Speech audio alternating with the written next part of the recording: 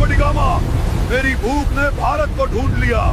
Europe का उबला बासी मांस खाकर परेशान हो चुका था और फिर मैंने एक ऐसे देश की तरफ कदम बढ़ाया जहां आने का हर यूरोपियन का सपना था।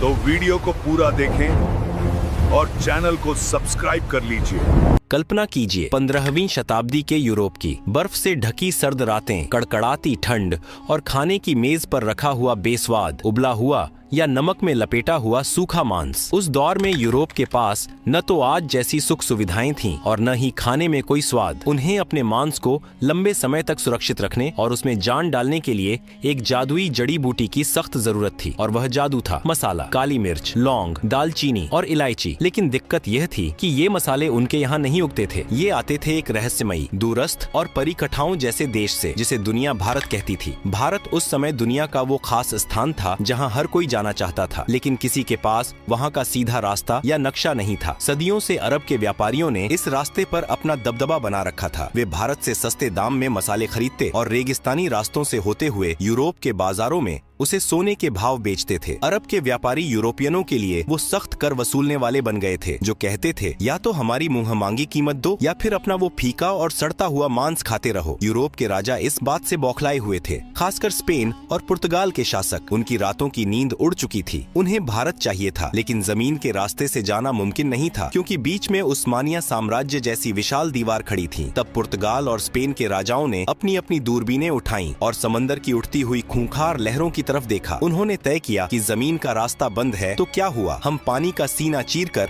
भारत का दरवाजा ढूंढ निकालेंगे। यह कोई साधारण फैसला नहीं था। आज के समय में बिना दिशा सूचक यंत्र के अनजान शहर में जाना मुश्किल होता है। जरा सोचिए, उस दौर में जब लोगों का मानना था कि दुनिया चपट्टी है। नाविकों में खौफ था कि अगर वे समंदर में बहुत दूर गए तो दुनिया के किनारे से नीचे एक अनंत खाई में गिर जाएंगे या उन्हें विशाल समुद्री राक्षस निगल लेंगे। समंदर उस समय एक ऐसा क्रूर हत्यारा था जो बिना चेतावनी दिए इंसान को लील जाता था। इन्हीं डरे हुए लेकिन लालची माहौल में पुर्तगाल से एक आदमी निकला जिसका नाम था बार्थोलोम्यू डियाज। उसने कहा, महाराज, मैं खोजूंगा भारत। वो अपनी नाव लेकर अफ्रीका के तटों के किनारे किनारे नीचे की तरफ गया, लेकिन जैसे ही वो अफ्रीका के सबसे निचले हिस्से पर पहुंचा, समंदर ने अपना असली खौफनाक रूप दिखा दिया। लहरें पहाड़ों जितनी ऊंची उठ रही थीं, हवाएं जहाज के चीथड़े उड़ाने पर आमादा थीं। डियाज की हालत खराब हो गई। उसने हाथ जोड़ लिए और कहा, भाई, मुझे नहीं चाहिए भारत, मेरी जान ज्यादा कीमती है। उसने उस जगह का नाम रखा तूफानों का अंतरीप और अपनी नाव उल्टी घुमाकर वापस पुर्तगाल भाग गया। पुर्तगाल के राजा मैनुअल प्रथम के सीने में अभी भी मसालों की आग जल रही थी। बार्थोलोम्यू डियाज के वापस लौटने के 10 साल बाद पुर्तगाल के दरबार में एक ऐसे आदमी को बुलाया गया जिसकी आंखों में समंदर का खौफ नहीं बल्कि उसे जीतने की जिद थी। एक ऐसा जिद्दी और सन की नाविक जो मौत के मुंह में हाथ डालने का शौक रखता था। उसका नाम था वास्को डी गामा। राजा ने वास्को डी गामा की आंखों में आंखें डालकर पूछा, क्या तुम वो कर सकते हो जो डियाज नहीं कर पाया? क्या तुम समंदर के उस शैतानी दरवाजे को तोड़कर मेरे लिए भारत ला सकते हो? वास्को डी गामा ने थोड़ा मुस्कुराते हुए अपनी तलवार पर हाथ रखा और कहा, अगर समंदर ने मुझे नहीं निगला तो मैं आपके कदमों में पूरी दुनिया का व्यापार लाकर रख दूंगा। और यहीं से शुरू होने वाली थी इतिहास की सबसे खौफनाक, सबसे रोमांचक और दुनिया का नक्शा हमेशा के लिए बदल देने वाली समुद्री यात्रा। 8 जुलाई 1497 का वो मनहूस लगने वाला दिन। पुर्तगाल का लिस्बन बंदरगाह किसी शानदार जश्न का नहीं बल्कि एक खौफनाक मातम का गवाह बन रहा था। किनारे पर खड़ी हजारों की भीड़ ऐसे छाती पीट पीट कर रो रही थी जैसे वास्को डी गामा और उसके नाविकों को किसी समुद्री यात्रा पर नहीं बल्कि सीधे यमराज के पास एक तरफा टिकट देकर भेजा जा रहा हो। जैसे ही लिस्बन का तट आंखों से ओझल हुआ और जहाज खुले अटलांटिक महासागर में पहुंचे, समंदर ने अपना असली खूंखार रूप दिखाना शुरू कर दिया। न कोई दिशा सूचक यंत्र, न कोई मौसम विभाग की चेतावनी और न ही कोई दिशा बताने वाला यंत्र जो पूरी तरह सटीक हो। सिर्फ आसमान के तारे और भगवान के भरोसे ये मुसाफिर एक ऐसी दुनिया की तरफ बढ़ रहे थे जिसका नक्शा आज तक किसी इंसान ने नहीं बनाया था। कुछ हफ्तों तक तो सब ठीक रहा, हवाएं मेहरबान रहीं, लेकिन फिर अटलांटिक महासागर का मिजाज खराब हो गया। लहरें इतनी ऊंची उठने लगीं जैसे 10 मंजिला पानी की इमारत टूटकर सीधे जहाजों पर गिर रही हो। आसमान में बिजलियां ऐसे कड़क रही थीं मानो ऊपर कोई महायुद्ध चल रहा हो। तूफानी हवाओं ने जहाजों के पालों को फाड़कर चीथड़े कर दिया। लकड़ी के जहाज ऐसे चरमरा रहे थे जैसे कोई अदृश्य दैत्य उनकी हड्डियां चबा रहा हो। निचले हिस्से में नाविकों की हालत देखकर तरस आता था। दिन रात के हिचकोलों से उल्टियां करते करते उनकी आंतें बाहर आ रही थीं। हर कोई माथा पकड़कर रो रहा था। भाई किस पागल के चक्कर में पड़ गए, शांति से पुर्तगाल में बैठकर सूखी रोटी खा लेते, ये भारत के मसालों के चक्कर में अब समंदर की मछलियों का चारा बनेंगे। तूफान तो जैसे तैसे पार हो गया, लेकिन फिर एक और खामोश, अदृश्य और खूंखार दुश्मन ने उन पर हमला कर दिया। शरीर घलाने वाली बीमारी, महीनों से ताजा खाना, फल और जीवन देने वाले तत्व न मिलने के कारण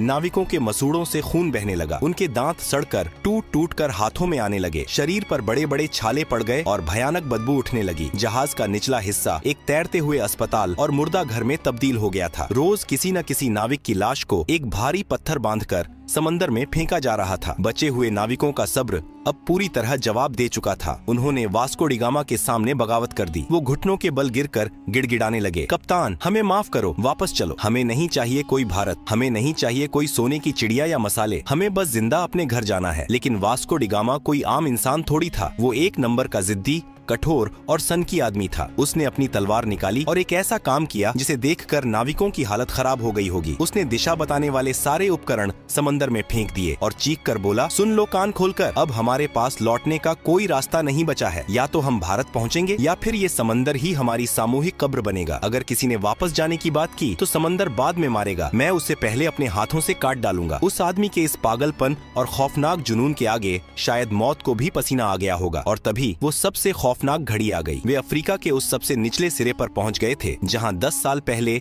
बार्थोलोम्यू डियाज ने अपनी हार मान ली थी। वो जगह थी तूफानों का अंतरीप। आसमान दिन में ही स्याह काला हो गया। ऐसा लग रहा था मानो समंदर और आसमान ने मिलकर इन जहाजों को पीसने की कसम खा ली हो। लहरें इतनी विशाल थीं कि जहाज उनके सामने पानी के बुलबुले लग रहे थे। एक लहर जहाज को आसमान की तरफ उछालती तो दूसरी उसे पाताल में धकेल देती। साओ राफेल जहाज का ढांचा बुरी तरह टूट गया था। हर नाविक ने अपनी आंखें बंद कर लीं और अपने अंतिम समय की प्रार्थना करने लगा। लेकिन वास्को डी गामा जहाज के पहिए को लोहे की तरह मजबूती से पकड़े सीना ताने तूफान की आंखों में आंखें डालकर खड़ा था। प्रकृति अपने पूरे रौद्र रूप में थी। वो उन्हें निगलना चाहती थी, लेकिन एक इंसान की शुद्ध जिद और पागलपन के आगे वो भी हारने लगी। कई दिनों की इस रोंगटे खड़े करने वाली मौत की लड़ाई के बाद अचानक एक सुबह चमत्कार हुआ। तूफान थम गया, हवाएं सर्द से गर्म होने लगीं, लहरें शांत हो गईं और पानी का रंग बदल गया। वास्को डी गामा और उसके बचे खुचे थके हारे नाविकों ने अपनी आंखें खोली। उन्होंने वो कर दिखाया था जो दुनिया के इतिहास में आज तक किसी ने नहीं किया था। उन्होंने उस मौत के दरवाजे को तोड़ दिया था और अब वे एक बिल्कुल नए महासागर, हिंद महासागर में प्रवेश कर चुके थे। उस दिन के बाद से उस खूंखार तूफानों के अंतरीप का नाम बदलकर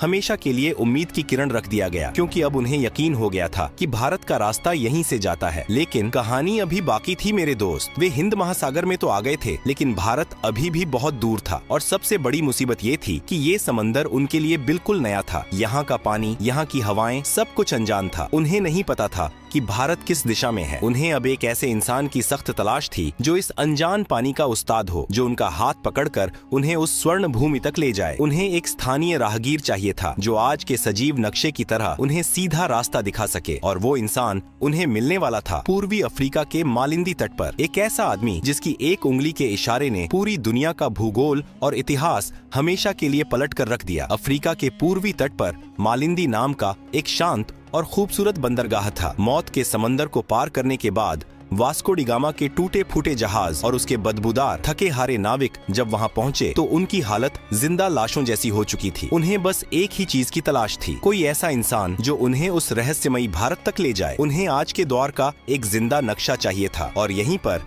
इतिहास ने सबसे बड़ा और मजेदार मोड़ लिया। वास्को की मुलाकात एक ऐसे इंसान से हुई जिसने उसका हाथ पकड़कर दुनिया का नक्शा ही बदल दिया। उस भारतीय नाविक ने उसे जो चीज दिखाई उसने पुर्तगालियों के होश उड़ा दिए। उसने सितारों की स्थिति, मानसून की हवाओं और समुद्री धाराओं का ऐसा सजीव ज्ञान समझाया जिसे देखकर वास्को डी गामा को लगा कि ये लोग तो समंदर के असली उस्ताद हैं। हवा का रुख बदला। मानसून की तेज और मेहरबान हवाओं ने वास्को डी गामा के जहाजों के फटे हुए पालों में नई जान फूंक दी। अब उन्हें पतवार घुमाने की भी जरूरत नहीं थी। हवाएं खुद उन्हें उनकी मंजिल की तरफ धकेल रही थीं। जैसे जैसे दिन बीत रहे थे, नाविकों की धड़कनें तेज हो रही थीं। क्या सच में कोई भारत है या ये सब एक छलावा है? तभी एक शाम आसमान में कुछ समुद्री पक्षी उड़ते हुए दिखाई दिए। ये पक्षी पूर्व दिशा की ओर जा रहे थे। वास्को डी गामा समझ गया, जहाँ पक्षी जा रहे हैं वहीं कोई जमीन है। और फिर आई 20 मई 1498 की वो जादुई सुबह। समंदर की लहरें एकदम शांत थीं। सूरज की सुनहरी किरणें पानी पर ऐसे बिखर रही थीं जैसे किसी ने पिघला हुआ सोना बिछा दिया हो। अचानक हवा के एक तेज झोंके के साथ एक ऐसी खुशबू आई जिसने पुर्तगालियों के दिमाग सुन्न कर दिए। यह ना तो उनके जहाजों की सड़ांध थी और ना ही समंदर के खारे पानी की महक। यह चंदन, इलायची और काली मिर्च की वो दिव्य और नशीली खुशबू थी जिसके लिए उन्होंने मौतों का समंदर पार किया था। कोहरा छंटा और उनके सामने उभरी नारियल के ऊंचे पेड़ों की कतारें। दूर से मंदिरों की घंटियों की मधुर आवाज गूंज रही थी और एक विशाल वैभवशाली शहर उनके सामने खड़ा था। यह कोई भ्रम नहीं था, यह भारत का पश्चिमी तट था, कालीकट, जो आज के केरल में है। वास्को डी गामा और उसके नाविकों की आंखों से आंसू छलक पड़े। महीनों से मौत को चकमा देते देते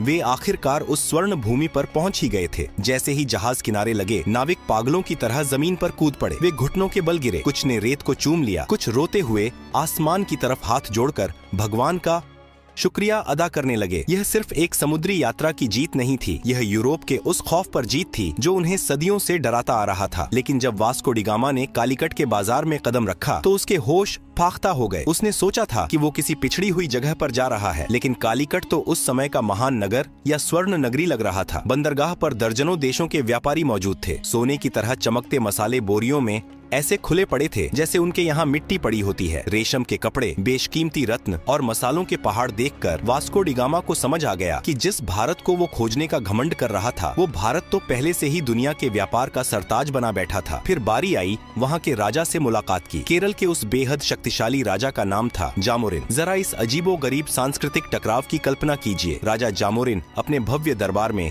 एक ऊंचे सोने के सिंहासन पर बैठे थे। उनका पूरा शरीर बेशकीमती गहनों, सोने की मोटी जंजीरों और हीरों से लदा हुआ था और उनके सामने खड़ा था वास्को डी गामा, जिसने महीनों से ठीक से नहाया नहीं था, जिसके कपड़े फटे पुराने और अजीबो गरीब थे। वास्को डी गामा ने थोड़ा अकड़ते हुए राजा को अपना उपहार पेश किया। अब सोचिए वो पुर्तगाल से क्या लाया था। कुछ सस्ती लकड़ियाँ, कुछ ऊनी टोपियाँ, पीतल के बर्तन और शहद। ये देखकर राजा जामोरिन के दरबारियों को जोर की हंसी आ गई। उन्होंने सोचा, अरे भिखारी, ये क्या कबाड़ उठा लाए हो? हमारे यहाँ के नौकर भी इससे महंगा सामान पहनते हैं। लेकिन राजा जामोरिन बहुत ही शांत और समझदार थे। उन्होंने भारतीय संस्कृति का पालन करते हुए इस विदेशी मेहमान का स्वागत किया और उसे अपने राज्य में व्यापार करने की अनुमति दे दी। वास्को डी गामा को अभी भी यकीन नहीं हो रहा था। जिस चीज के लिए यूरोप वाले सालों से तरस रहे थे, वो भारत ने उन्हें बिना किसी लड़ाई के ऐसे ही दे दी। लेकिन वास्को की आंखों में अब एक अलग ही चमक आ चुकी थी। वह सिर्फ व्यापार करने नहीं आया था, उसने कालीकट की अपार संपत्ति देख ली थी और उसके लालची दिमाग में अब एक ऐसा शैतानी महायोजना पक रही थी जो अगले कुछ दशकों में पूरी दुनिया का इतिहास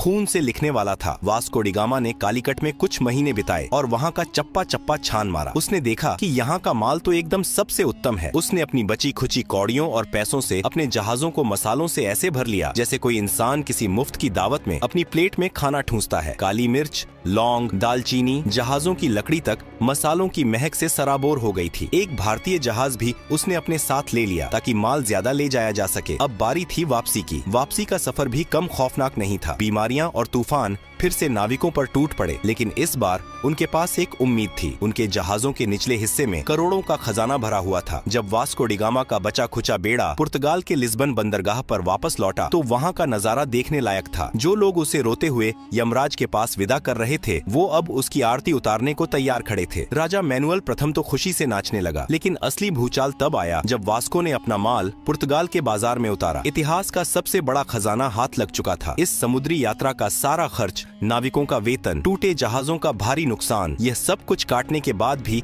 उस एक खेप से वास्को डी गामा को पूरे 64 गुना का शुद्ध मुनाफा हुआ। जरा सोचिए, आज के जमाने में लोग व्यापार में थोड़े से मुनाफे के लिए पागल हो जाते हैं और इस आदमी ने एक ही बार में इतना बम्पर मुनाफा मार दिया था। अब तो पुर्तगाल के मजे आ गए, लेकिन ये खबर छुपने वाली थोड़ी थी। पूरे यूरोप में हल्ला मच गया। अरे भारत मिल गया रे, मसालों का कुबेर का खजाना मिल गया। स्पेन, फ्रांस, हॉलैंड और ब्रिटेन, सबके राजाओं की रातों की नींद उड़ गई। पूरे यूरोप में आग लग गई कि ये कंगाल पुर्तगाल वाला रातों रात इतना अमीर कैसे हो गया। जब वो जा सकता है तो हम क्यों नहीं। देखते ही देखते यूरोप के हर देश ने अपने अपने जहाज समंदर में उतार दिए। समंदर में जैसे भीड़ लग गई। सब एक ही रट लगाए हुए थे, चलो भारत, चलो भारत। लेकिन यहीं से इस कहानी का सबसे स्याह सबसे खौफनाक और दर्दनाक अध्याय शुरू होता है। वास्को डी गामा ने जिस समुद्री दरवाजे को खोला था वह असल में आफत का पिटारा था। यह सिर्फ व्यापार का एक नया रास्ता नहीं था, यह यूरोप के खूनी लालच, क्रूरता और साम्राज्यवाद का एक सीधा निमंत्रण था। जिन पुर्तगालियों का राजा जामोरिन ने भारतीय परंपरा के अनुसार अतिथि मानकर स्वागत किया था, उन्होंने व्यापारिक चौकियों को किलों में बदलना शुरू कर दिया। उन्होंने तोपें तान दी और समंदर पर दादागिरी शुरू कर दी। उनके पीछे पीछे डच आए, फिर फ्रांसीसी अपनी नौसेना लेकर आ धमके और अंत में आया इतिहास का सबसे शातिर, सबसे खतरनाक सफेद पोश भेड़िया, अंग्रेजों की व्यापारिक कंपनी। इन यूरोपीय ताकतों को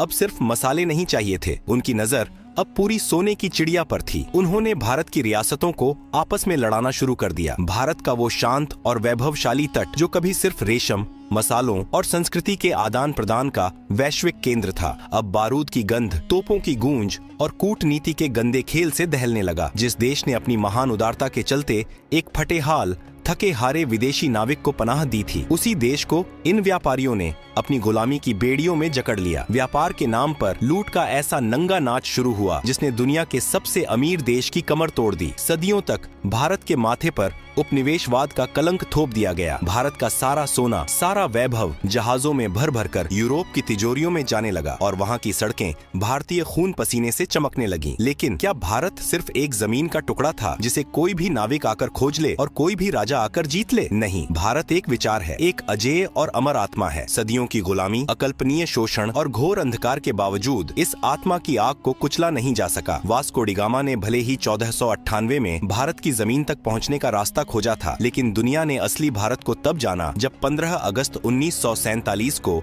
इस देश ने अपनी छाती पर रखी गुलामी की बेड़ियों को एक झटके में तोड़कर फेंक दिया। जब लाल किले की प्राचीर से आसमान में तिरंगा शान से लहराया तो दुनिया को यह परम सत्य समझ में आ गया कि भारत को कोई खोज नहीं सकता। यह वो सनातन सत्य है जो हमेशा से था, है और अनंत काल तक रहेगा। और इस तरह मसालों की एक हल्की सी खुशबू से शुरू हुई एक खौफनाक समुद्री यात्रा ने दुनिया को उसका सबसे बड़ा सबक सिखा दिया कि आप सोने की चिड़िया को कुछ वक्त के लिए पिंजरे में तो कैद कर सकते हैं, लेकिन उसकी उड़ान को हमेशा के लिए कोई नहीं रोक सकता।